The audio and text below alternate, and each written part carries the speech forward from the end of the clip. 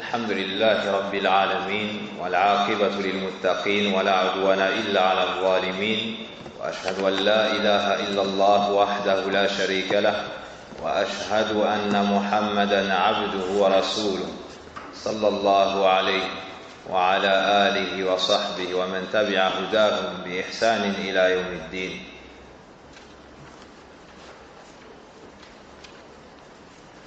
أما بعد،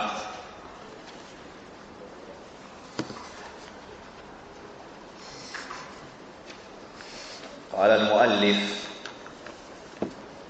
شيخ الإسلام أحمد بن تيمية رحمه الله تعالى في كتابه الكلم الطيب: وعن شداد بن أوس رضي الله عنه عن النبي صلى الله عليه وسلم قال: سيد الاستغفار اللهم أنت ربي لا إله إلا أنت خلقتني وأنا عبدك وأنا على عهدك ووعدك ما استطعت أعوذ بك من شر ما صنعت أبوء لك بنعمتك علي وأبوء بذنبي فاغفر لي فإنه لا يغفر الذنوب إلا أنت. من قالها حين يمسي فمات من ليلته دخل الجنة، ومن قالها حين يصبح فمات من يومه دخل الجنة. خرجه البخاري.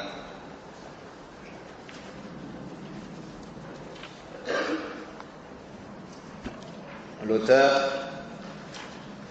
le grand savant, héros vivificateur de l'islam, Ahmad ibn Taymiyyah rahimahullah ta'ala, nous dit dans son livre Al-Kalim al-Tayyib, la bonne parole. Et selon Shaddad ibn Aws, qu'Allah soit satisfait de lui, il rapporte que le prophète sallallahu alayhi wa sallam a dit: la meilleure formule de demande de pardon est: ô Allah, tu es mon Seigneur, nulle divinité n'est digne d'être adorée en dehors de toi. Tu m'as créé et je suis ton serviteur. Je me soumets à ton engagement et ta promesse selon ma capacité. Je cherche protection auprès de toi contre le mal que j'ai commis. Je reconnais ton bienfait à mon égard et reconnais mes péchés. Pardonne-moi donc, nul ne pardonne les péchés en dehors de toi. Celui qui prononce cette formule le soir et meurt dans la nuit entrera au paradis. Et celui qui prononce cette formule le matin et meurt le jour entrera au paradis. هذا الحديث سيد الاستغفار أو هذا الدعاء هذا الذكر سيد الاستغفار. Cette formulation, cette invocation est, comme nous a dit le prophète sallallahu alayhi wa sallam, la meilleure demande de pardon. La meilleure parole à dire pour demander pardon à Allah tabaraka wa ta'ala est ce qui nous est cité ici dans ce hadith, le hadith de Shaddad ibn Aws. Cette invocation s'est distinguée des autres par la richesse de son contenu et par la précision des paroles citées ici par le prophète sallallahu alayhi wa sallam. Le prophète sallallahu alayhi wa sallam lui-même lui a accordé la plus grande importance en l'appelant ici Sayyidul Istighfar. Et Al-Sayyid, c'est ce qui vient en premier, c'est ce qui précède les autres, c'est celui qui a la meilleure place et la plupart du temps les meilleures qualités. Dans cette invocation, on verra qu'il y a la plus grande soumission du serviteur devant son Seigneur, un rabaissement total, une humiliation devant Allah tabaraka wa ta'ala. Et celui qui prononce ces paroles en ayant compris son sens comprendra, après la grâce d'Allah tabaraka wa ta'ala, pourquoi celui qui prononce cette parole le matin, puis meurt dans la journée, entrera au paradis? Ou celui qui prononce cela le soir, puis meurt dans la nuit, entrera au paradis? De par le grand sens que renferme cette invocation. Min al-dhulli wal-khudu' wal-inkisar. Et plus la personne aura la compréhension de cette invocation, plus cette invocation aura un effet sur sa personne et son retour vers Allah tabaraka wa ta'ala par le délaissement des péchés et l'observation de la droiture. فقال النبي صلى الله عليه وسلم اللهم أي يا الله. Le prophète sallallahu alayhi wa sallam a commencé cette invocation par la citation du nom d'Allah tabaraka wa ta'ala. Allahumma a pour sens Ya Allah. Allahumma c'est Ya Allah. Allahumma anta rabbi. هذا إقرار منك بربوبية الله تبارك وتعالى. فكأنما قلت اللهم أنت الذي خلقتني، أنت الذي تملكني، وأنت الذي تتصرف في كما شئت، وأنت رب العالمين.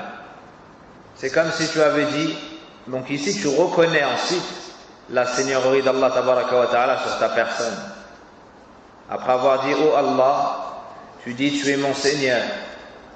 Tu reconnais qu'Allah tabaraka wa ta'ala est le seul maître, le seul Seigneur.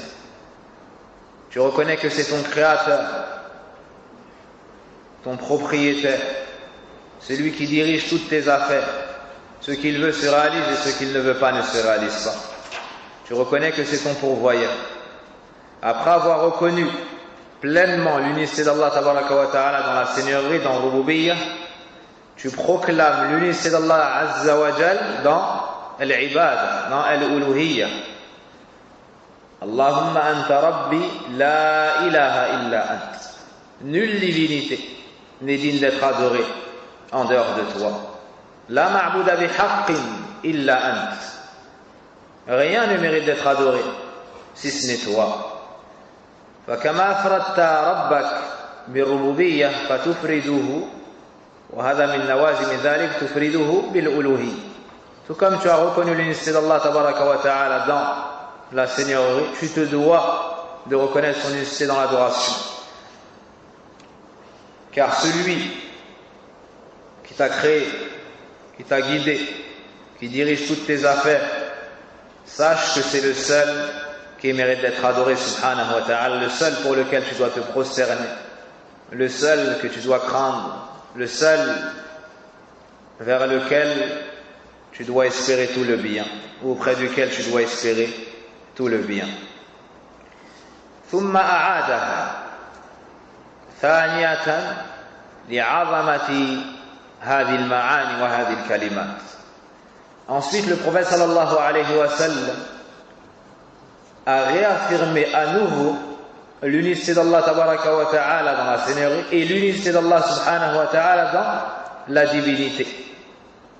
En disant, alors qu'il avait déjà dit Anta Rabbi la ilaha illa ant. Il dit Khalaqtani wa ana abduk. Tu m'as créé et je suis ton serviteur. Le sens de ces deux paroles a déjà été cité. Khalaqtani, on le trouve dans Anta Rabbi. Wa ana abduk, on le trouve dans La ilaha illa ant. Ana abduk, on le trouve dans La ilaha illa ant.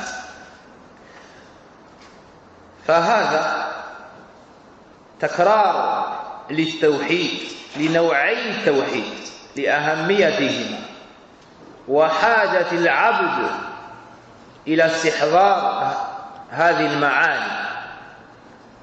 Ici, on nous répète l'unicité d'Allah tabaraka wa ta'ala dans la seigneurie et l'unicité d'Allah subhanahu wa ta'ala dans la divinité. Pourquoi cela? Pour nous montrer l'importance du tawhid. Pour nous montrer encore ici l'importance du tawhid. وتذكيرا بملازمة التوحيد وتحقيق التوحيد. Et c'est pour nous dire que nous devons toujours être sur le tawhid. Toujours nous rappeler al-tawhid. Et également pour parfaire al-tawhid. Donc ici, on t'a cité al-tawhid et on te le rappelle pour te dire, ô toi le musulman, reste constamment et toujours sur la ilaha illallah. Reste toujours sur al-tawhid. Rappelle-toi toujours al-tawhid. Et vise à concrétiser al-tawhid. Vise à concrétiser al-tawhid. Tu dois être accompagné de ces sens et t'en rappeler. Puis le prophète sallallahu alayhi wa sallam dit wa ana ala ahdika wa wa'dika ma istata'at. Le prophète sallallahu alayhi wa sallam nous dit je me soumets à ton engagement. Aussi, j'ai confiance en ta promesse. Ici, le prophète sallallahu alayhi wa sallam nous rappelle l'engagement d'Allah tabaraka wa ta'ala. Ma a'adta alayhi. Et il nous rappelle aussi sa promesse. Ma wa'adtaka alayhi. Ce qu'Allah subhanahu wa ta'ala, l'engagement que tu as pris, c'est d'unifier Allah d'un culte sincère sans jamais rien lui associer. Observer la droiture, lui obéir autant que possible et t'éloigner de sa désobéissance. Et si tu fais cela, Allah tabaraka wa ta'ala t'a promis de te rétribuer en bien et de t'accorder d'énormes récompenses. Puis le prophète sallallahu alayhi wa sallam nous dit ma stata'at, autant que possible. Donc tu prends l'engagement d'obéir Allah tabaraka wa ta'ala et d'observer le chemin de la droiture autant que possible. Car dans la religion d'Allah tabaraka wa ta'ala, on nous enseigne at-taysir, la facilité. Cette religion est basée sur la facilité. À chaque fois que le prophète sallallahu alayhi wa sallam avait le choix entre deux choses, il choisissait la plus simple. Tant que cela n'engageait pas ou n'engendrait pas de désobéissance envers Allah tabaraka wa ta'ala. Le prophète sallallahu alayhi wa sallam nous dit lui-même bu'ithtu bil hanifiyyati samha. J'ai été envoyé avec la voie du monothéisme et de l'indulgence. C'est-à-dire que cette religion est basée sur le tawhid et sur l'indulgence. C'est la religion de la facilité, la religion du juste milieu. Walhamdulillahi rabbil alamin. Allah nous dit dans le Coran, la yukallifu Allahu nafsan illa wus'aha. Allah ne cherche pas une âme au-dessus de sa capacité. والنبي صلى الله عليه وسلم يقول ما أمرتكم به فأتوا منه ما استطعتم. Ce que je vous ordonne, accomplissez-le selon vos capacités. Puis, le prophète sallallahu alayhi wa sallam nous dit A'udhu bika min sharri ma sana'at. Je cherche protection auprès de toi contre le mal que j'ai commis. Ay min kulli shar waqa'a minni wa fa'altu. Donc tu cherches protection auprès d'Allah tabaraka wa ta'ala, tu te diriges vers Allah, tu cherches refuge auprès de lui contre le mal que tu as fait, contre toute désobéissance que tu as pu commettre. Puis tu reconnais deux choses. Abou'u laka bi ni'matika alayhi. Abou'u lak ay uqirru wa a'tarifu. Abou'u lak, c'est-à-dire je reconnais. Tu avoues, tu reconnais. Tu reconnais quoi? Je reconnais ton bienfait à mon égard. Je reconnais ton bienfait à mon égard. أي جميع النعم لأن النعمة هنا مفرد مضاف فيعم جميع النعم وإن تعدوا نعمة الله لا تحصوها. Ici le mot bienfait a été annexé au pronom Et lorsque le singulier est annexé ainsi à un nom, ça nous indique la généralité ou toutes les parties composantes de ce qui est cité. Donc lorsque tu dis « je reconnais ton bienfait », est-ce que tu veux dire un seul bienfait ou l'ensemble des bienfaits par lesquels Allah Azza wa Jal t'a comblé? La réponse, l'ensemble des bienfaits. Donc tu dis ici à Allah Tabaraka wa Ta'ala en l'invoquant que tu reconnais l'ensemble de ses bienfaits sur ta personne. Tu reconnais que celui qui t'accorde les grâces, tous les bienfaits, ce que tu connais tout comme ce que tu ignores, c'est Allah. Tu reconnais que Al-Mun'im, c'est Allah Tabaraka wa Ta'ala. Et tout ce que tu possèdes est un bienfait d'Allah Subhanahu wa Ta'ala sur ta part. Wa ma bikum min ni'matin fa min Allah. Allah Azza wa Jalla nous enseigne dans le Coran en nous disant, selon la traduction, il n'y a pas un bienfait qui vous touche sans que cela ne provienne d'Allah, sans que cela ne soit de la part d'Allah Subhanahu wa Ta'ala. Wa abu'u bi dhanbi. Puis tu dis, je reconnais mon péché. C'est la même chose. Le péché ici au singulier, mais il a été annexé au nom. Donc ça donne comme sens l'ensemble des péchés. L'ensemble des péchés. Ay a'tarifu wa uqirru bi dhunubi. Fa ana 'abdun kathiru dhunub. Ana mukhti'un. Ana muqassirun ya Rabbi. Donc tu reconnais tes péchés. C'est comme si tu disais, oh mon Seigneur, je suis un serviteur pécheur. J'ai beaucoup de défauts. J'ai beaucoup d'imperfections. Et je me suis fait du tort à moi-même. J'ai beaucoup de péchés.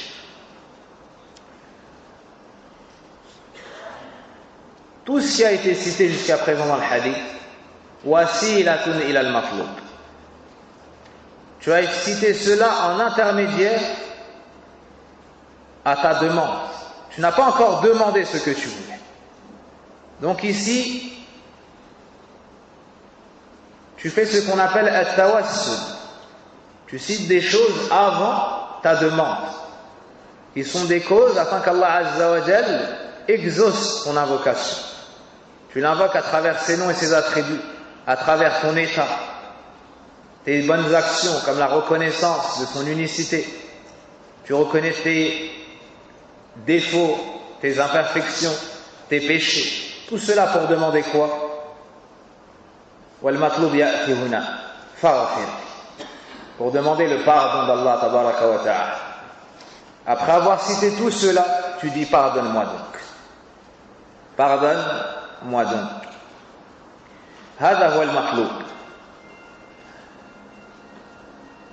والمغفرة et le pardon englobe plusieurs choses. Tu demandes à Allah qu'il te cache ton défaut, qu'il te cache ton péché. Qu'il l'efface, qu'il n'apparaisse plus.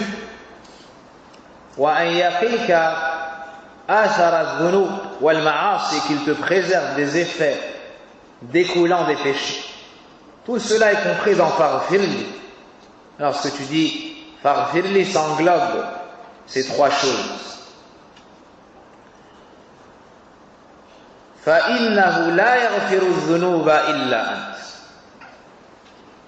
Car personne ne pardonne ou nul ne pardonne les péchés en dehors de toi. Nul ne pardonne les péchés en dehors de toi, ya Allah. ختم هذا الدعاء العظيم. النبي صلى الله عليه وسلم a conclu cette grande invocation en affirmant que le pardon des péchés, seul Allah Tabaraka wa Ta'ala le fait. Seul Allah peut absoudre les péchés. Seul Allah peut effacer les péchés. Seul Allah peut pardonner les fautes. هذا في دين الإسلام. C'est ainsi dans la religion d'Allah Tabaraka wa Ta'ala. On ne peut prendre un intermédiaire des créatures entre nous et Allah Azza wa Jal pour demander pardon pour nos péchés. Contrairement à ce que font ceux qui se rendent au prêtre et lui disent, comme ils disent, mon père, j'ai péché. Puis ils citent les péchés afin que le prêtre efface et lui dit, tu peux partir mon fils, tes péchés sont pardonnés. Ya subhanallah. Ya subhanallah, est-ce que nous allons prendre une créature entre nous et notre Créateur pour demander le pardon pour les péchés? Si l'ensemble des djinns et des hommes s'unissaient pour t'effacer la plus petite de tes fautes, ils ne pourraient le faire. Al-Ghafour, Al-Ghaffar, Al-Afou, Huwa Allah, Wahdah. Celui qui absout les fautes, celui qui pardonne les péchés, celui qui efface, c'est Allah tabaraka wa ta'ala, l'unique, sans associé. Tu n'as pas le droit de demander le pardon pour tes péchés à autre qu'Allah tabaraka wa ta'ala. Donc le pardon tout entier entre les mains d'Allah tabaraka wa ta'ala. Et le fait d'avoir dans ton cœur l'envie de revenir vers Allah, de lui demander pardon, le fait de te sentir mal pour tes fautes, même cela est entre les mains d'Allah. Tu ne peux regretter le péché. Chercher à revenir vers Allah, te repentir, si ce n'est en recevant l'aide d'Allah tabaraka wa ta'ala et la réussite.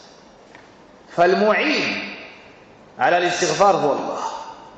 Al-muwaffiq huwa Allah tabaraka wa ta'ala. Celui qui accorde la réussite dans cela, c'est Allah subhanahu wa ta'ala. Et personne ne peut guider le serviteur au repentir si ce n'est Allah tabaraka wa ta'ala. Donc ici le prophète sallallahu alayhi wa sallam nous montre qu'on ne peut se passer d'Allah tabaraka wa ta'ala ne serait-ce que le temps d'un clin d'œil. C'est Allah qui guide le serviteur vers le repentir. C'est Allah qui aide le serviteur à délaisser les péchés. Puis c'est Allah qui comble le serviteur en acceptant ce repentir. Subhanallah. Fala hawla wa la quwwata illa billah. Combien est bon notre Seigneur, subhanahu wa ta'ala. Il met dans notre cœur l'envie de nous repentir, l'envie de revenir vers lui, le regret.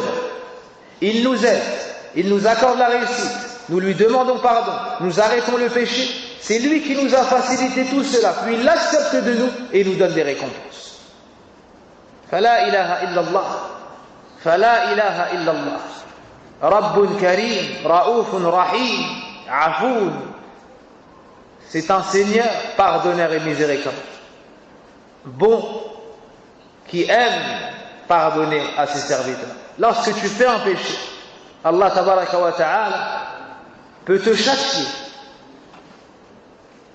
ou il peut te pardonner. Et il préfère te pardonner, car il aime te donner le bien. Il a rattaché ce bien à des causes. Et parmi les plus grandes causes, à l'istighfar. Parmi les plus grandes causes, le fait de demander pardon à Allah tabaraka wa ta'ala pour nos péchés.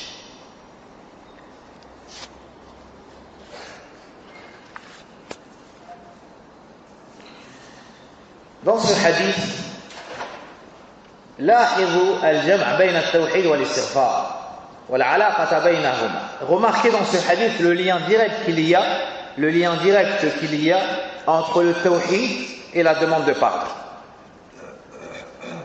Dans plusieurs textes, les savants ont remarqué qu'on nous cite l'istighfar et on nous cite dans le même contexte al-tawhid. Dans ce hadith, Allahumma anta rabbi la ilaha illa anta khalaqtani wa ana 'abduk. Kullu hadha tawhid. Thumma fi an-nihaya faghfir li fa innahu la yaghfiru adh-dhunuba illa anta. Dans ce hadith, où Allah, tu es mon Seigneur, nulle divinité autre que toi, tu m'as créé, je suis ton serviteur. Tout cela est du tawhid. Tout cela est du tawhid. Puis tu prends l'engagement de rester sur le tawhid et l'obéissance. À la fin, tu demandes pardon à Allah tabaraka wa ta'ala et tu affirmes qu'il est le seul à posséder cet attribut. Donc il y a un lien direct entre le tawhid et la demande de pardon. Qui peut nous citer un verset pour illustrer cet exemple, ou bien cette thèse avancée qui est authentique, afin qu'on argumente plus encore. La demande de pardon avec le tawhid. Ça c'est la demande d'aide avec le tawhid. Fa'lam. Jazakallahu khayran. Fa'lam annahu la ilaha illallah, thumma فاستغفر لذنبك أو واستغفر لذنبك فاعلم أنه لا إله إلا الله واستغفر لذنبك. نعم. Dans Surat Muhammad sallallahu alayhi wa sallam, Allah nous dit, selon la traduction, sache qu'il n'y a point de divinité digne d'être adorée en dehors de lui. Et demande pardon pour tes péchés. Donc il y a un lien direct entre le tawhid, la ilaha illallah, et al-istighfar. Dans un hadith que nous avons étudié dans l'Arba'in al-Nawawi,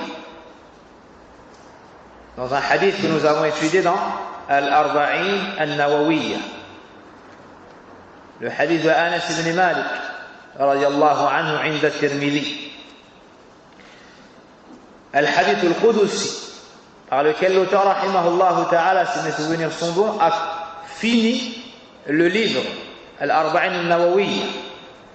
قال الله تعالى يا ابن آدم. Dans ce hadith, qui est un hadith à thème divin, Allah nous dit, selon la traduction, ô fils de Adam,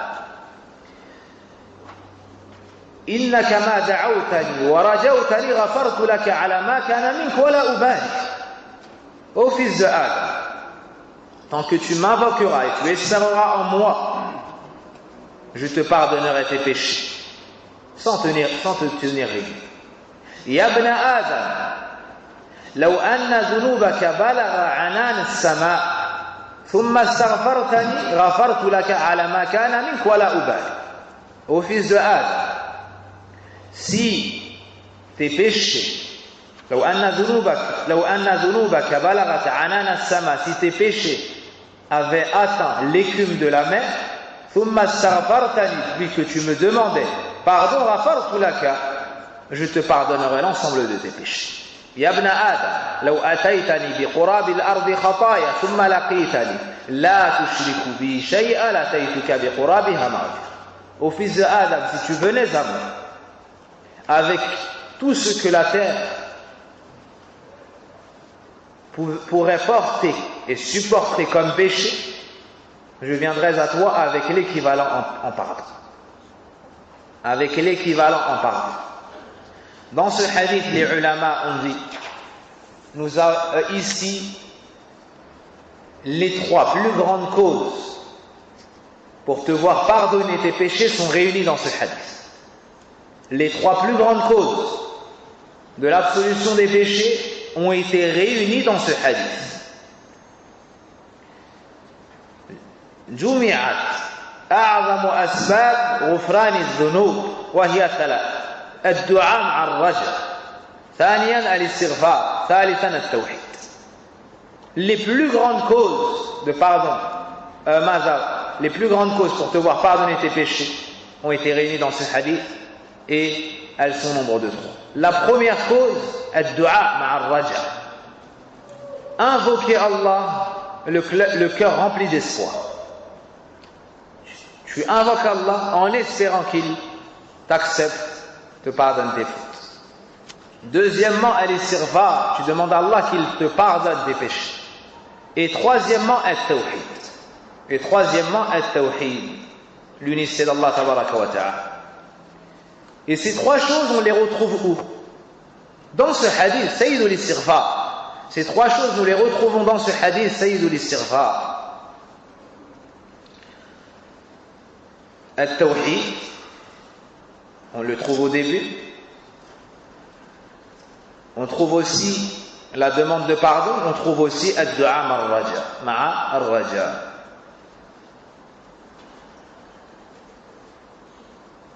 Celui qui dit ça, qu'a-t-il à gagner? Le prophète sallallahu alayhi wa sallam nous dit: celui qui prononce cette formule le soir et meurt la nuit entrera au paradis. Donc cette invocation rentre dans Adkar, Sabah wal Masa. Cette invocation rentre dans les invocations du matin et du soir. Si tu dis cela le matin, puis tu décèdes dans la journée, tu iras au paradis.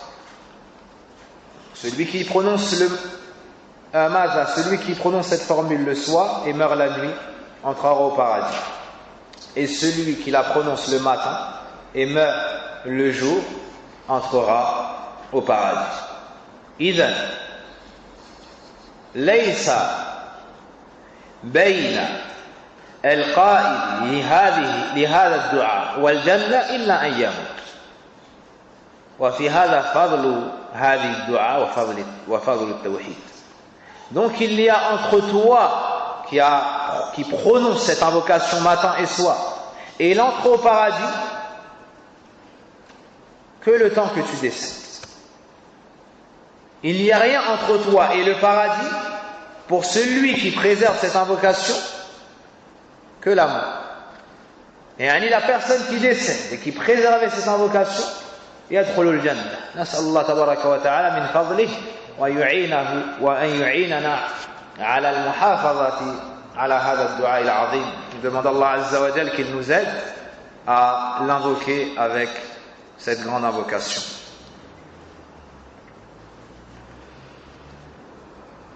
Dans une des versions du hadith, Man qalaha muqinan. Al-Sharih, hafidhahullah ta'ala, nous dit, dans une des versions du hadith, celui qui prononce cette parole avec la certitude dans son cœur. Avec la certitude dans son cœur. L'invocation suivante. Donc après avoir compris l'importance de cette dua, il convient à chaque musulman de la mémoriser et de la dire le matin après le fajr et le soir avant le maghrib. Le matin avant le lever du soleil et le soir avant le coucher du soleil.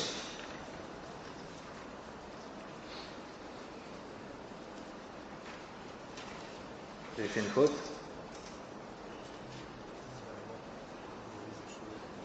Avant le lever du soleil? J'ai dit ça ou c'est ce qu'il fallait dire?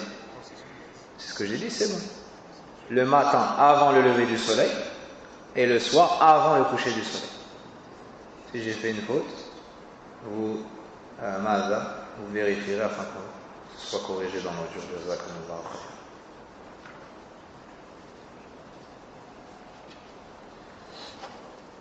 Le hadith suivant. وعن أبي هريرة رضي الله عنه أن أبا بكر الصديق رضي الله عنه قال قال رسول الله أو قال يا رسول الله علمني شيئا أقوله إذا أصبحت وإذا أمسيت قال قل اللهم عالم الغيب والشهادة فاطر السماوات والأرض رب كل شيء ومليكه أشهد أن لا إله إلا أنت أعوذ بك من شر نفسي وشر الشيطان وشركه وفي رواية وأن أقترف على نفسي سوءا أو أجره إلى نفسي قله إذا أصبحت وإذا أمسيت وإذا أخذت مرجعك قال الترمذي حديث حسن صحيح.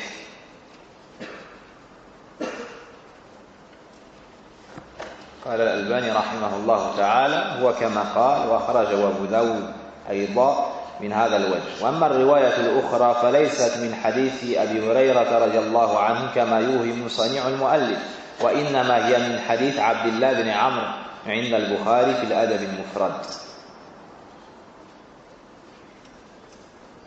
إلى آخر ما قال رحمه الله تعالى. L'invocation suivante. Donc selon Abu Hurayra radiallahu anhu, Abu Bakr as-Siddiq radiallahu anhu a dit au messager d'Allah: enseigne-moi une chose, une invocation, que je dirai le matin et que je dirai le soir. Enseigne-moi une invocation que je dirai le matin et que je dirai le soir. Le matin, c'est-à-dire après Salatul Fajr, avant le lever du soleil. Le soir, après Salatul Asr, avant le coucher du soleil. Le prophète sallallahu alayhi wa sallam lui a dit: dis, ô Allah, connaisseur du visible et de l'invisible, créateur des cieux et de la terre, Seigneur et détenteur de toutes choses, j'atteste qu'il n'y a point de divinité digne d'être adorée en dehors de toi. Je cherche la protection contre le mal de mon âme et le mal du démon ainsi que de son polythéisme. Dans une autre version, on trouve: pour que je ne commette aucun mal contre moi-même ou à l'encontre d'un musulman. Dis cela le matin, le soir et lorsque tu vas au lit.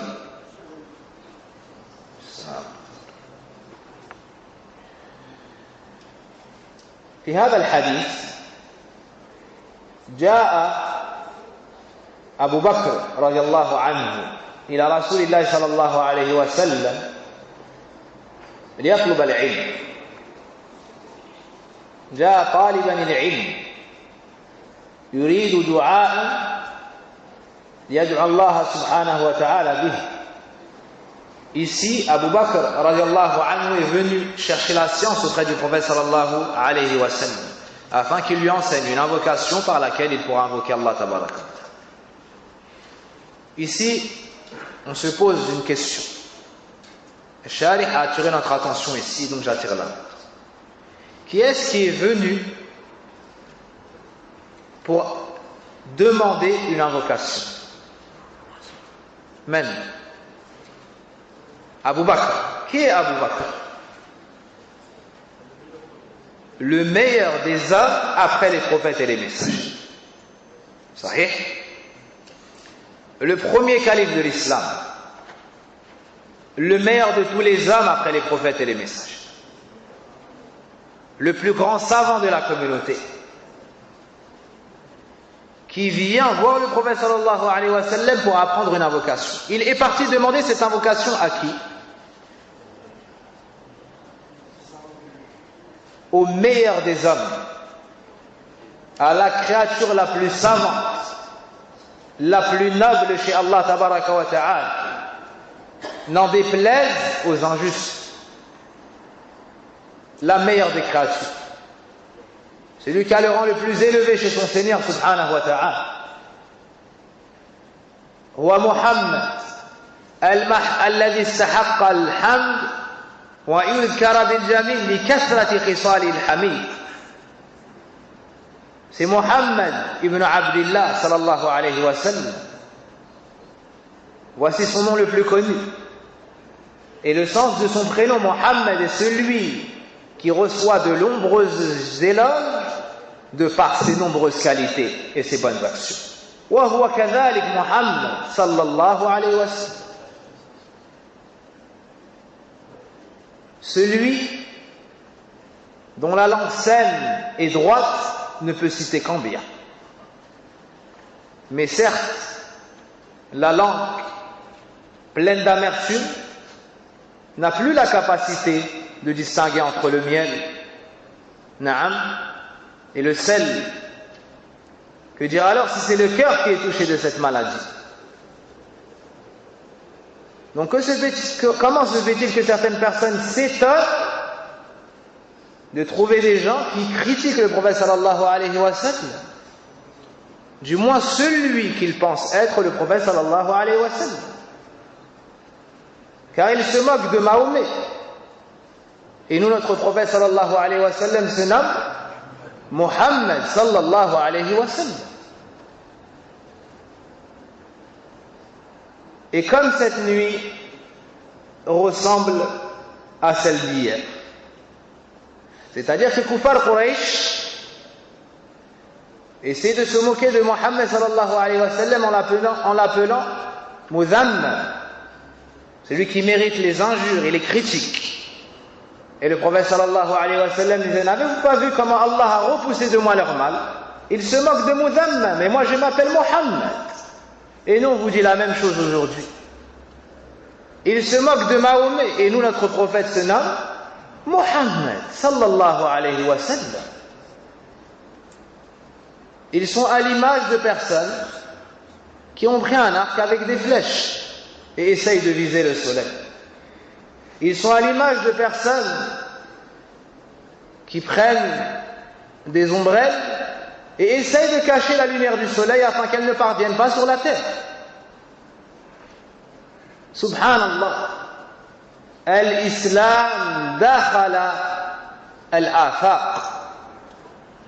Islam Muhammad ibn Abdillah ibn Abdul Muttalib sallallahu alayhi wa sallam balagha al-ard.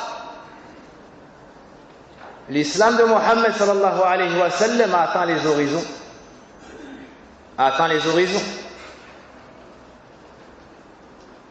Ne vous fatiguez pas à essayer d'éteindre cette lumière.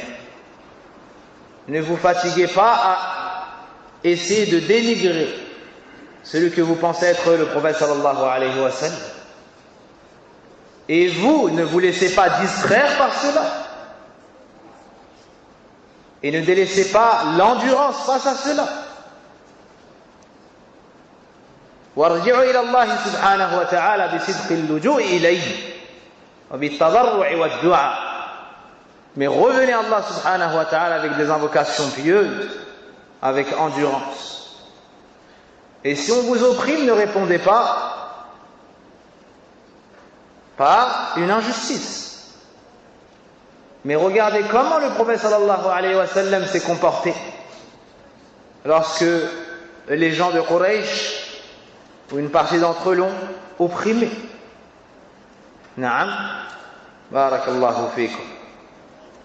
Donc on voit dans ce hadith que Abu Bakr as-Siddiq radiallahu anhu, la meilleure des créatures après le prophète, ou le meilleur des hommes après les prophètes et messagers, est parti voir le meilleur des hommes pour lui demander une invocation.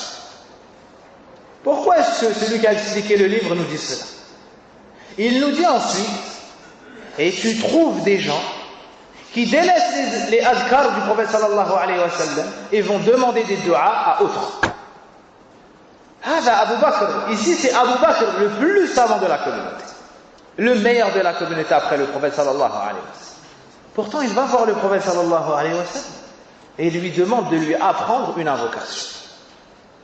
Alors qu'au jour d'aujourd'hui tu trouves des livres et c'est les gens qui inventent d'eux-mêmes des du'as. Abu Bakr radiallahu anhu était plus à même de faire cela qu'eux, mais il a compris que al-baraka fi sunnah, que la plus grande bénédiction était dans as-sunnah. Tu vas inventer une dua, peut-être qu'il y aura des fautes dedans, peut-être qu'il y aura des imperfections. Amma Nabi sallallahu alayhi wa sallam, ce qu'il nous transmet, cela vient de la révélation, cela provient de la révélation. Donc il ne faut pas acheter les livres où les hadiths ne sont pas authentiques, ou bien ils ont été faits par des hommes. Naam. Tu trouves certains livres au jour d'aujourd'hui, il te met, par exemple, le lundi, tu dis 1000 fois tel nom d'Allah, puis tu dis ça, puis tu dis ça, puis tu dis ça. Ça n'existe pas. Il n'y a aucun hadith qui nous dit de dire telle parole 1000 fois, ça n'existe pas. C'est des choses qu'ils ont ramenées de eux-mêmes. Puis ils te disent le mardi tu dois dire ça, et si tu dis ça tu auras de la chance, et si tu dis ça tu auras ça, et si tu dis ça tu auras ça. Subhanallah. Ils laissent ce qu'a dit le prophète sallallahu alayhi wa sallam pour se tourner vers des fables anciennes. Allah musta'an. Allah musta'an. Ils délaissent les livres de hadith, les livres où il y a les invocations bénies du prophète sallallahu alayhi wa sallam, pour se diriger vers des livres écrits par des contemporains, naam, sans chaîne de transmission, où il y a toutes sortes de fautes et d'égarements. Donc ici on voit l'importance de prendre les invocations du prophète sallallahu alayhi wa sallam pour invoquer Allah, et l'importance de les citer comme cela nous a été transmis. Sois méticuleux dans cela. Et Abdullah ibn Mas'ud radiallahu anhu nous parle des Sahaba et nous dit: Inna naqtadi wa la nabtadi wa nattabi' wa la nabtadi' wa lan nadilla ma istamassakna bil athar. Nous prenons en exemple, c'est-à-dire le prophète sallallahu alayhi wa sallam est souvent sunna, et on ne ramène rien de nous-mêmes. On ne commence pas nous par les choses, on ne fait que suivre. Puis il dit: et nous sommes des suiveurs et nous ne sommes pas des innovateurs. Et nous ne nous égarerons jamais tant que nous resterons cramponnés sur les textes ou bien au texte. Voici l'état des Sahaba. Ils suivaient pas à pas les traces du prophète sallallahu alayhi wa sallam. Al-Abbas, l'oncle du prophète sallallahu alayhi wa sallam, a dit: Ya Rasulallah, allimni du'a. Au messager d'Allah, enseigne-moi une dua. Ça c'était la voix des Sahaba. Ça c'était la voix des Sahaba. Ils demandaient au prophète sallallahu alayhi wa sallam comment invoquer Allah. Faqala salillah al-afiya. Demande à Allah qu'il te préserve. Alors Al-Abbas a répété: informe-moi encore. Il lui a dit: demande al-afiya. Informe-moi encore, demande al-afiya. Il voulait encore plus, mais le prophète lui a montré que cette dua-là avait une grande importance. Dans un autre hadith, le hadith de Ali ibn Abi Talib, il a dit: au prophète sallallahu alayhi wa sallam, allimni du'an ad'u Allah bih. Enseigne-moi une invocation avec laquelle je pourrais invoquer Allah. Qala qul Allahumma inni as'aluka al-huda was-sadad. Dis, oh Allah, je te demande la guidée et le raffermissement. Donc c'est la voie des compagnons. Il ne faut pas chercher dans un livre de Soufiyya ou bien d'autres parmi Ahl al-Bid'ah des invocations lundi, mardi, mercredi, ça n'existe pas. Ça n'existe pas. Il y a des invocations mutlaqa, il y a des invocations rattachées à des asbab, il y a les invocations du matin, les invocations du soir, les invocations du coucher, et ainsi de suite. Amma d'inventer des du'as de nous-mêmes, subhanallah. Qui sommes-nous pour faire cela? Est-ce qu'on a dépassé Abu Bakr, radiallahu anhu? Avons-nous dépassé Omar, radiallahu anhu? Avons-nous dépassé l'Abbas ou Ali ibn Abi Talib et les autres? Non. فعلينا باتباع من سلف. Nous devons suivre ceux qui nous ont précédés. L'invocation Allahumma alim al-ghaybi wa shahada. Ô Allah, connaisseur du visible et de l'invisible. Hada tawassul. Ici, tu cites cela, tu cites les attributs d'Allah tabaraka wa ta'ala avant ta demande. Et la demande, comme on le verra par la suite, c'est al-isti'adha, c'est la demande de protection contre le mal de ton âme et contre le mal du shaytan et de son polythéisme. Donc, Allahumma alim al-ghaybi wa shahada. Tu cites en intermédiaire entre toi et ta demande la grande science et la science totale et parfaite d'Allah tabaraka wa ta'ala de toutes choses. Connaisseur du visible et de l'invisible. Al-Ghayb marab anna. Al-Ghayb, c'est ce qui nous est caché à nous les créatures. C'est ce qui nous est caché à nous les créatures. On appelle cela Al-Ghayb. Amma si haqqillah, la ghibu anhu shay. Wala mithqala dharra. Par contre, chez Allah, rien ne lui est invisible. Rien ne lui est invisible. Pas même une petite fourmi noire sur une roche noire dans la nuit ténébreuse. فَهُوَ بِكُلِّ شَيْءٍ عَلِيمٌ. Il est parfaitement connaisseur de toutes choses. Allahumma alim al-ghaybi wa shahad fatir as-samawati wal-ard. Puis tu dis, créateur des cieux et de la terre. C'est Allah subhanahu wa ta'ala qui les a créés, sans exemple auparavant. Rabba kulli shay'in wa malikahu. Puis tu dis, le Seigneur de toutes choses et détenteur de toutes choses, ou le Seigneur est le détenteur de toutes choses. Allah subhanahu wa ta'ala est le seul maître de tout ce qu'il y a dans les cieux et la terre. Ce qu'il veut se réalise et ce qu'il ne veut pas ne se réalise. Tout est sous son commandement. Il dirige tout ce qu'il y a dans les cieux, sur la terre, entre les deux. فَهُوَ مَالِكُ كُلِّ شَيْءٍ. C'est donc le seul maître et le seul propriétaire et le seul gérant de toutes choses. Puis tu proclames l'unicité d'Allah tabaraka wa ta'ala dans l'adoration. Ashhadu an la ilaha illa ant. Tu reconnais l'unicité d'Allah subhanahu wa ta'ala et le fait qu'il soit le seul à mériter toutes les adorations. Remarquez ici qu'on nous a cité les trois formes de tawhid avant la demande. فأعظم توسل بين يدي مطلوبك أن تقدم الثناء على الله سبحانه وتعالى بتوحيده. Donc la plus grande chose que tu peux citer avant ta demande est l'unicité d'Allah tabaraka wa ta'ala comme étant le seul créateur, le seul propriétaire et le seul géant. Et ce qu'on appelle tawhid al-rububiyya, comme étant le seul digne d'être adoré, c'est ce qu'on appelle tawhid al-uluhiyya, et comme étant l'unique à avoir cette perfection dans ses noms et ses attributs, et personne ne lui est semblable dans cela. ce qu'on appelle tawhid al-asma'i wa sifat. Puis tu cites après tout cela ta demande. A'udhu bika ay altaji ilayk wa a'tasimu bik. Donc al-isti'adha, la demande de protection, c'est le fait d'aller vers Allah afin qu'il nous accorde le refuge et repousse de nous le mal que l'on craint qui est à venir. Donc tu cherches le refuge et la protection près d'Allah tabaraka wa ta'ala. Contre quoi? A'udhu bika min sharri nafsi. Contre le mal de ton âme. Contre le mal de ton âme. La personne a du bien et a du mal. Et certaines parmi les âmes sont incitatrices au mal. Inna an-nafsa la'ammaratun bis-su' illa man rahima rabbik. Certes, comme on nous cite dans le Coran, dans Surat Yusuf, dans la traduction, certes l'âme est incitatrice au mal. Naam. Donc tu cherches refuge auprès d'Allah Azza wa Jal contre le mal de ton âme. Puis wa sharri shaytan wa shirkihi fi riwaya wa sharakihi.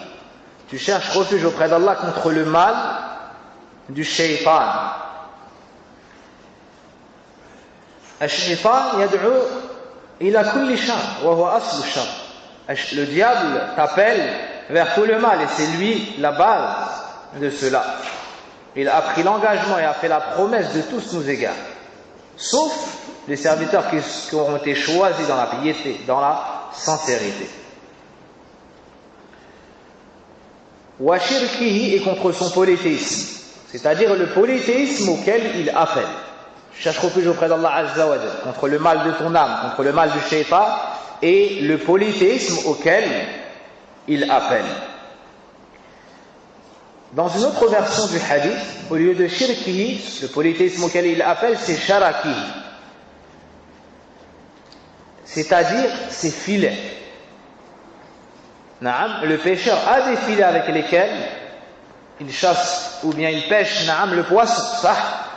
Ben, shaitan a des filets par lesquels il chasse ses proies, naam, les créatures, afin de les faire sortir de l'istiqama, de la droiture, afin de les faire sortir du tawhid vers le shirk, de l'istiqama vers al-dalala, de la guider vers l'égarement, du bien vers le mal, des nobles caractères vers les mauvais.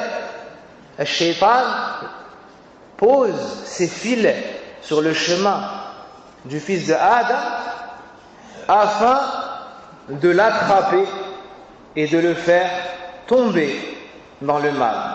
Alors toi, tu vas te sauver vers Allah tabaraka wa ta'ala et chercher refuge auprès de lui. Et c'est le meilleur soutien et c'est le meilleur protecteur. Fallahu khayrun hafiza wa huwa arhamur rahimin.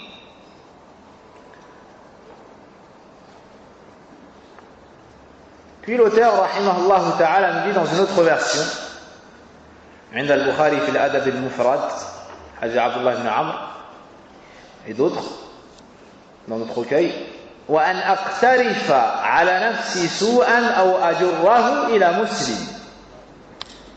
Je cherche refuge, protection auprès d'Allah pour que je ne commette aucun mal contre moi-même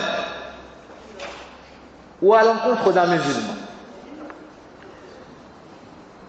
Dans ce hadith, tu cherches protection auprès d'Allah Azza wa Jal contre deux choses ou trois. La première, le mal de ton âme. La deuxième, le shaitan et ce qu'il fait. Ces deux choses citées, huma asl al-shar, les deux choses citées contre lesquelles tu cherches protection, sont les deux plus grandes bases du mal. L'âme qui appelle au mal et le shaitan. C'est pour ça que tu cherches tout particulièrement refuge auprès d'Allah contre ces deux choses-là. Ton âme qui veut assouvir ses désirs, suivre ses passions, ne pas rester dans les délimitations. Et al-shaytan qui est ton ennemi déclaré. Adoun mubin, ton ennemi déclaré, évident. Ces deux bases ont des effets. Après avoir cherché protection près d'Allah contre ces deux bases, l'âme et Ash-Shaytan, tu cherches ensuite protection contre les deux effets qui peuvent découler de ces bases. Mafhum? Tu cherches protection d'abord contre les deux bases. Tu règles la base du problème. Naam, tu te préserves à la base. Puis, tu cherches aussi refuge auprès d'Allah et protection auprès de lui contre les effets qui en découlent. Et lesquels? C'est le fait de faire du mal contre ta propre personne ou contre une autre personne. Ou contre une autre personne. Car si ton âme t'appelle au mal, tu vas te faire du mal à toi ou aux autres. Et si Shaitan t'appelle au mal, tu vas te faire du mal à toi-même et aux autres. Donc tu cherches protection auprès d'Allah tabaraka wa ta'ala contre tout cela, contre la base du mal et contre ses effets. Voici le sens de cette invocation. Donc dans ce hadith, tu vas chercher protection contre 4 ou 5 choses auprès d'Allah subhanahu wa ta'ala. Celui qui dit cela, qu'aura-t-il à gagner? Le prophète sallallahu alayhi wa sallam a dit à Abu Bakr radiallahu anhu, ou plutôt, quand est-ce qu'il devra dire cela? Celui qui veut dire cette invocation, à quel moment nous a été légiféré de la dire? Le prophète sallallahu alayhi wa sallam a dit, Qulhu idha asbaht, dis cette invocation lorsque tu entres au matin. Wa idha amsayt, lorsque tu retrouveras au soir. Wa idha akhadhta mawdi'ak, et lorsque tu vas au lit. Abu Bakr a demandé l'invocation par laquelle il invoquera Allah à quel moment? Et le prophète sallallahu alayhi wa sallam lui a répondu avec une invocation qu'il dira à quel moment. Relisez le hadith et méditez sur ce point. Naam. Abu Bakr a demandé pour le matin et le soir. Mais le prophète sallallahu alayhi wa sallam lui a donné quoi? Le matin et le soir, et cela répond à la demande de Abu Bakr. Mais il lui a ajouté avant de dormir. Et il lui a ajouté avant de dormir. Sallallahu alayhi wa sallam.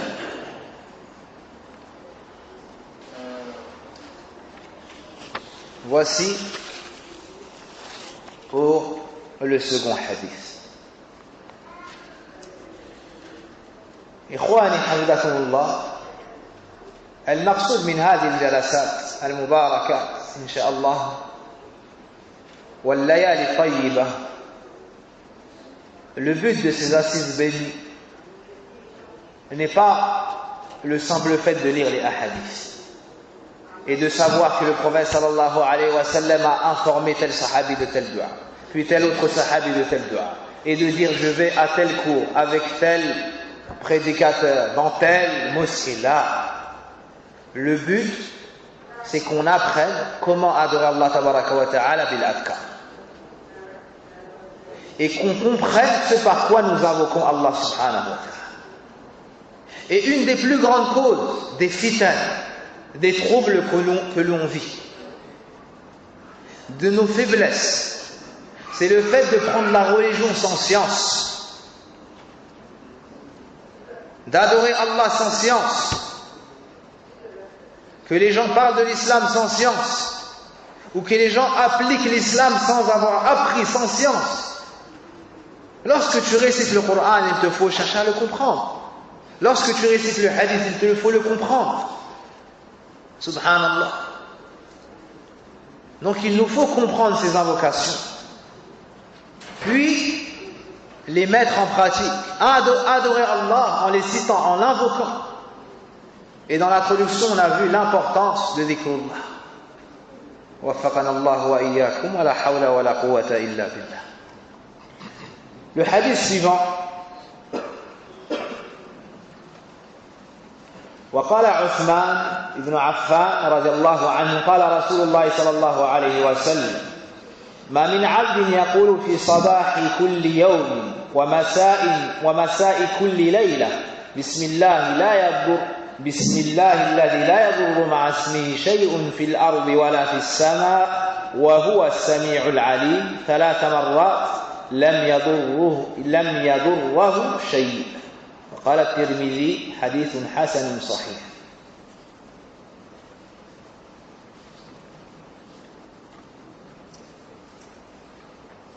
الألباني إسناده صحيح. Le hadith suivant est le hadith de Uthman ibn Affan radiallahu anhu. Uthman ibn Affan, qui est Uthman ibn Affan? Qui est Uthman ibn Affan radiallahu anhu? Et qui te dira qui est Uthman ibn Affan? C'est le 3e calife de l'islam. C'est l'époux de 2 des filles du prophète sallallahu alayhi wa sallam. Suite au décès de l'une d'entre elles, le prophète sallallahu alayhi wa sallam lui a marié une seconde. C'est celui qui a agrandi la mosquée du prophète sallallahu alayhi wa sallam avec son argent. C'est celui qui a armé un grand jaysh avec son argent. C'est celui qui a reçu la bonne nouvelle du paradis de la bouche du prophète sallallahu alayhi wa sallam et qui a entendu de lui: plus rien ne nuira à Uthman après ce qu'il a fait aujourd'hui. Mais c'est aussi celui qui a fini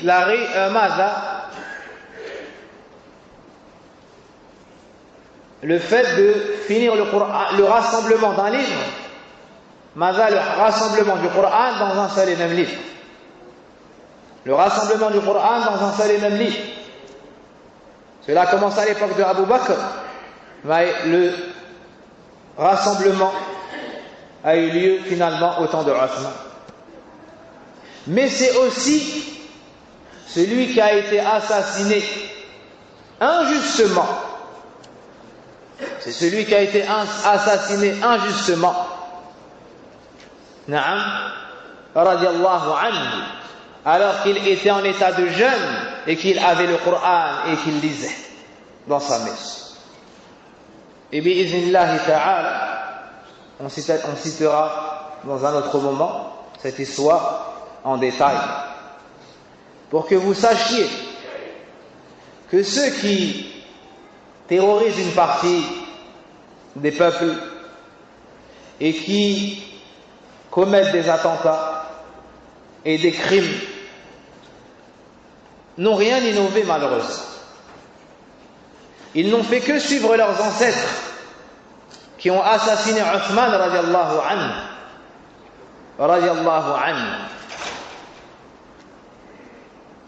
Uthman ibn Affan radiallahu anhu rapporte ici que le prophète sallallahu alayhi wa sallam a dit: il n'y a pas un serviteur qui dit chaque jour le matin et chaque nuit le soir, au nom d'Allah, dont le nom empêche toute chose sur terre et dans le ciel de nuire. Il est l'audient et l'omniscient. Vous corrigez, il y a un Y, vous rajoutez un D et un I.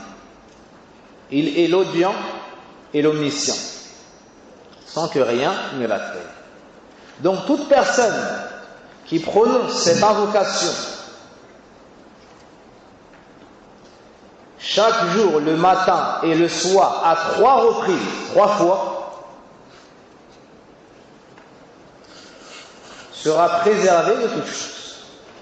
Sera préservé de toute chose. Lam yadurrahu shay. Rien ne lui nuira. Rien ne lui nuira. Donc il dit cela 3 fois le matin, après le fajr, avant le lever du soleil. Et il dit aussi cela 3 fois le soir, après l'asr, avant le coucher du soleil.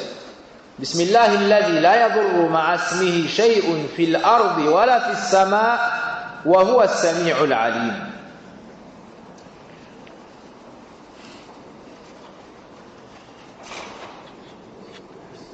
Ici, on voit l'importance de la régularité et de la constance dans les invocations.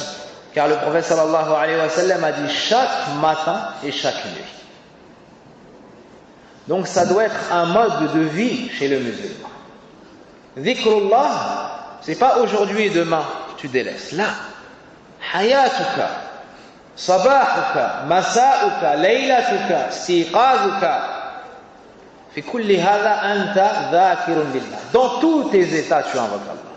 Au réveil, au coucher, lorsque tu marches, lorsque tu t'allonges, au matin, le soir, donc tu commences par dire Bismillah, au nom d'Allah. Ay Bismillah as-sa'id, c'est-à-dire au nom d'Allah, je cherche protection.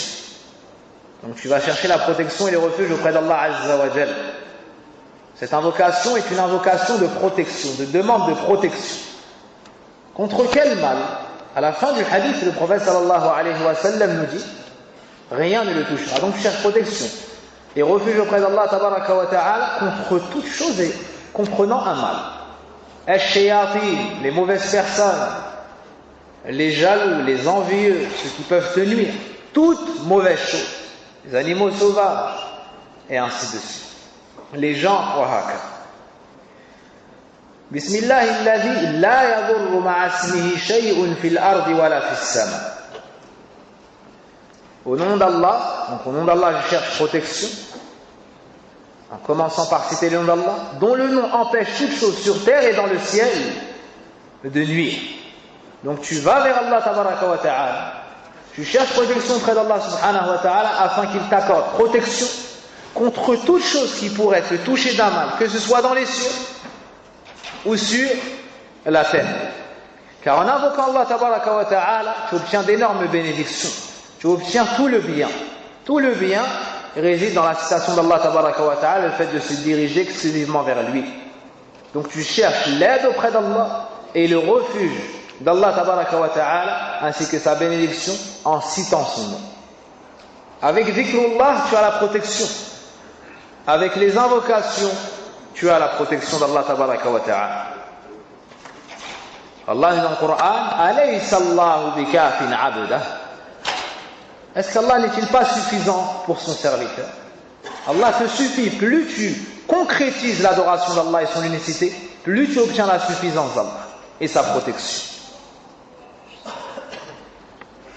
Au nom d'Allah dont le nom empêche toute chose sur terre et dans le ciel de nuire, il est l'audient et l'omniscient. Wa-sami' li jami' al-aswat, c'est celui qui entend tous les sons.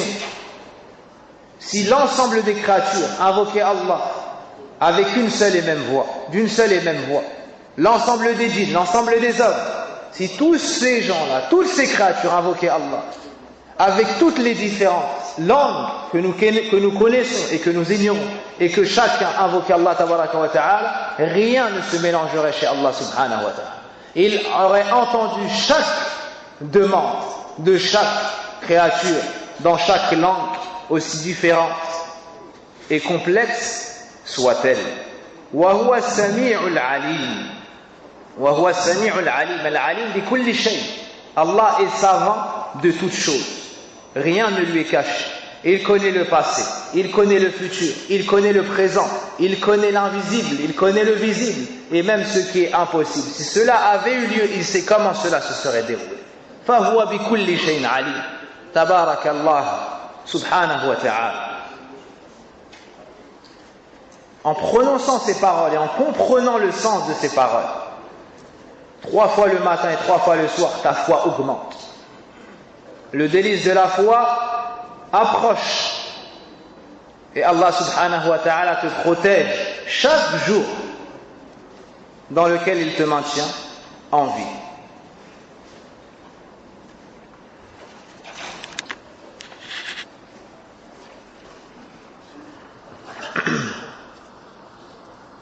Donc la personne prononce cela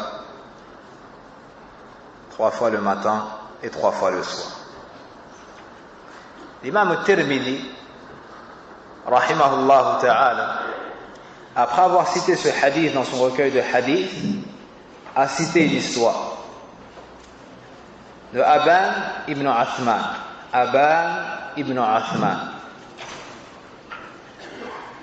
كان في مجلسه ويحدث الناس بهذا الحديث. Aban ibn Uthman était dans son assise et enseignait aux gens ce hadith. Il enseignait aux gens ce hadith. Aban ibn Uthman, sachez que c'est un des rapporteurs du hadith. Il est dans la chaîne de transmission du hadith. Donc il disait, j'ai entendu un tel dire, j'ai entendu un tel dire, et il raconte le hadith. Aban ibn Uthman, rahimahullah, avait un handicap à l'un de ses membres, ou une paralysie. Donc il raconte ce hadith, et dans ce hadith on nous enseigne quoi? Que la personne sera préservée de toutes choses, des shayatines, des choses qui peuvent lui nuire, et ainsi de suite. Mais lui, on remarquait sur lui une paralysie à l'un de ses membres. Et une personne de l'assise, en entendant ce hadith, fixait le membre paralysé de Aban. L'air de dire, tu nous dis de dire ça, mais toi, on voit que tu as été touché par un mal. C'est comme s'il lui disait ça. Alors Aban, rahimahullah, lui a dit, qu'est-ce que tu regardes? Qu'est-ce que tu regardes? Naam. Puis, il lui a dit, Amma inna al-hadith kama haddathtuk. Quant au hadith, il est authentique comme je vous l'ai cité. Naam. Comme si ce qu'il voyait pouvait laisser entendre un doute sur le hadith. Aban, rahimahullah ta'ala, lui a dit, le hadith est tel que je vous l'ai dit. Walakinni lam aqulhu marratan liyumdi Allahu fiya qadarah. Il a dit, mais un jour j'ai oublié de le dire, afin que le décret d'Allah se réalise sur moi. Subhanallah. Un jour il a oublié de dire cette invocation, et il a été touché par cette maladie. Il n'a pas eu de doute sur l'invocation. Certaines personnes, lorsqu'ils apprennent une information du prophète sallallahu alayhi wa sallam, par exemple celui qui lit telle invocation, ou bien celui qui mange le matin cette date ajwa, ou bien habba sauda est une guérison pour toutes les maladies sauf la mort, et ainsi de suite. C'est comme si ces gens-là avaient un doute sur l'effet recherché. C'est comme s'ils voulaient qu'on leur prouve cela, ou qu'ils témoignent avec leurs yeux de cela. Wallahi, ce que le prophète sallallahu alayhi wa sallam a dit, qui nous est parvenu de sources authentiques, c'est plus sûr que la chose que tu vois avec tes propres yeux, pour celui qui a une bonne vue. Car le prophète sallallahu alayhi wa sallam ne peut se tromper dans cela, ça n'est que révélation.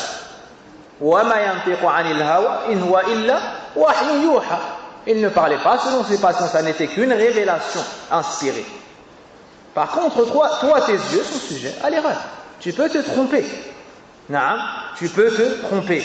Amma Nabi sallallahu alayhi wa sallam ne se trompe pas dans la transmission de la révélation.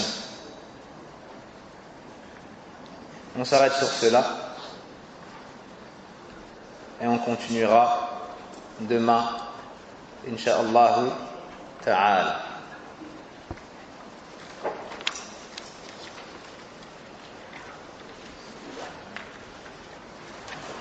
المطلوب حفظ الدعوات.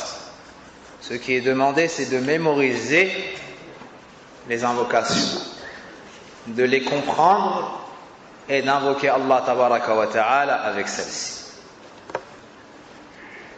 Ceux qui ont pris le livre, sachez que c'est un cadeau que les frères vous ont fait. Vous n'avez pas à le reposer. Jazakumullahu khayran. Remerciez et faites dua pour ceux qui les ont achetés. Ceux-là, je ne les ai pas achetés. Wa sallallahu wa barik ala nabina Muhammadin wa ala alihi wa sahbihi ajma'in. Ikhwani, une minute à travers laquelle j'attire votre attention. Il reste combien de temps avant L'iqama. 3 minutes.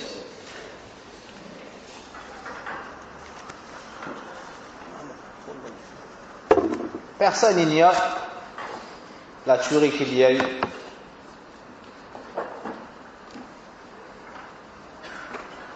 dans les locaux du magazine. Naam.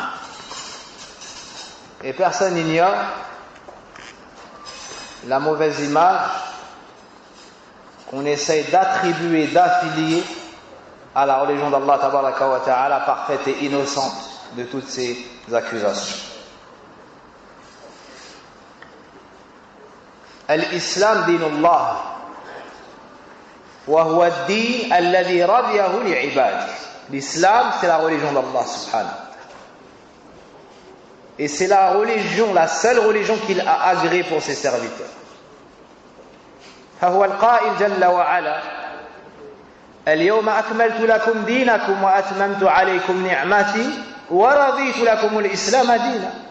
C'est celui qui nous dit dans son livre selon la traduction: aujourd'hui j'ai parachevé pour vous votre religion, accompli sur vous mon bienfait et agréé pour vous comme religion l'islam. Cette religion, personne ne peut l'éteindre ni la dénaturer. فهذا القرآن محفوظ ممن تكلم به.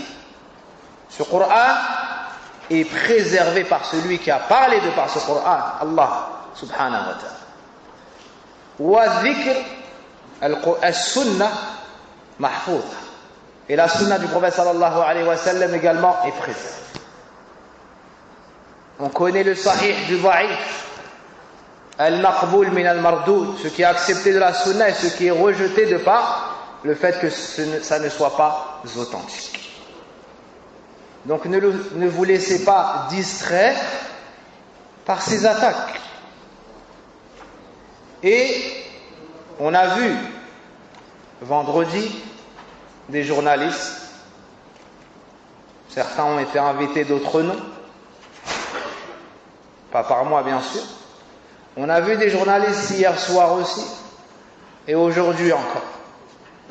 Et certaines personnes,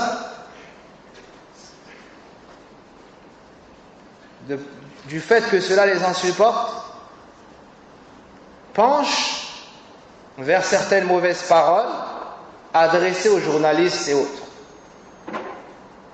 Il ne convient pas de faire cela. Il ne convient pas de faire cela. Que ce soit de par des insultes